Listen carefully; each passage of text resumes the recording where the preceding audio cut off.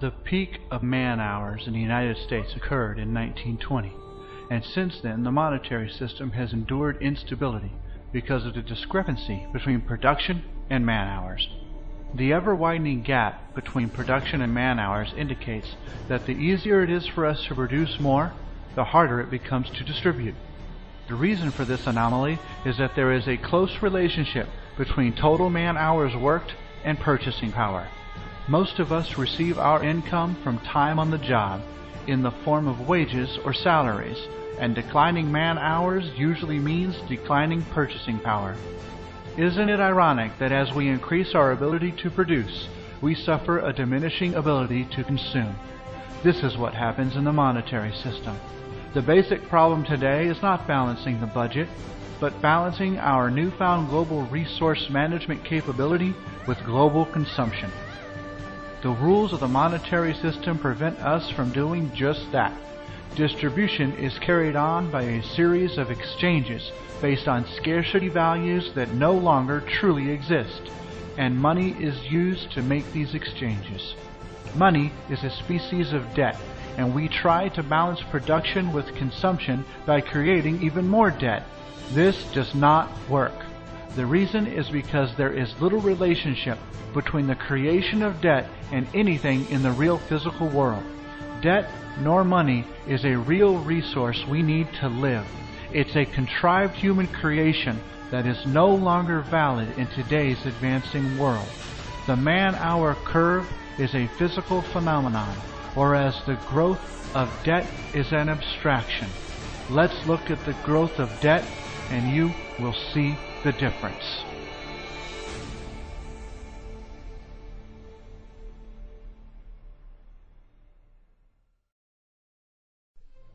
This chart represents total debt in the United States, all debt public and private. From 1860 to the end of World War I, debt was low and growth was slow. Then, after the armistice in 1918, debt moved up rapidly. This was a period called the Roaring Twenties. The reason for this increase in debt was because technology had caught up with us. During the war, we installed more technology to replace the workers that were off fighting the war. Purchasing power dropped, and we could produce more than we could readily sell. Therefore, during this decade, the institution known as installment buying, or buying on credit, came into existence. So even if you could not afford something, you were encouraged to buy it anyway and pay for it out of next month's or next year's income. This meant an increase in debt, but by 1929, something had happened. We had overextended that credit, and the gambling institution known as Wall Street collapsed. With the crash of the stock market, we plunged into the Depression, which took 4 years to reach the bottom in 1933.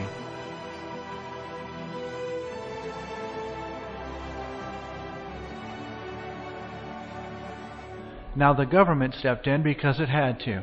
And what did it do? It tried to bolster the failing monetary system by creating more debt. Sound familiar to what's happening now? How did they do this? They began the practice of spending more money than they took in taxes, which is called deficit spending. During the Roosevelt administration, they tried to bolster the economy by giving purchasing power to unemployed people by means of welfare, and failing businesses were also put on welfare, which is called subsidies. One could say that the monetary system went in a hock in 1933, and the federal government has been on a deficit spending binge ever since. Now this infusion of government funds falsely stimulated business, and debt started upwards again. Now at this point, 1941, something else happened. There was another reprieve for the failing system called World War II. That provided a reason to put all the unemployed people back on the job or into the armed forces. We ran the factories wide open, turned out a tremendous amount of goods, shipped them overseas, and blew them up. And although it was necessary to protect the world from the likes of Hitler, the war did not solve any of our domestic problems. And as you can see, debt has skyrocketed ever since. In spite of the hardships of the Depression and the heartbreaks of the war, the monetary system did not come to a complete stop. We have stumbled and bumbled along in one way or another.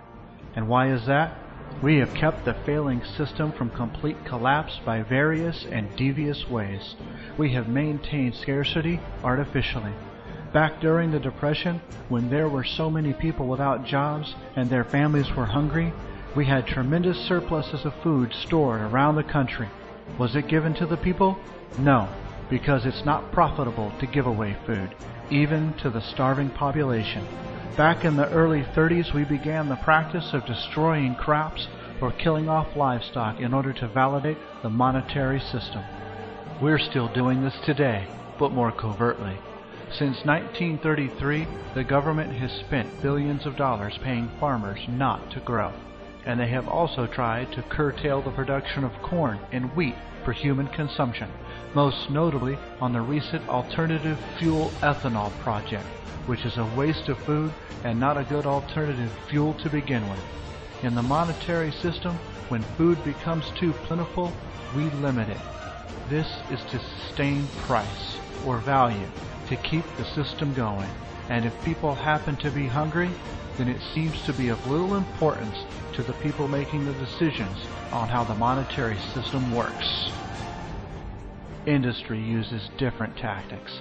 They operate on a low load factor, meaning they only run 1 or 2 shifts or shut down completely, even though they have the capability to run 24/7, 365 to produce necessary products.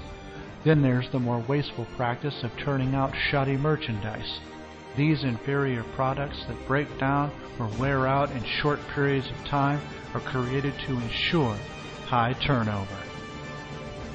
If a company could make something that lasted 100 years, and we do have the materials and technology to do that, they wouldn't do it, because how would they sell the next version? To make more profit. Just look at all the recalls of late on various products like toys, cribs, food, cars, appliances, and more.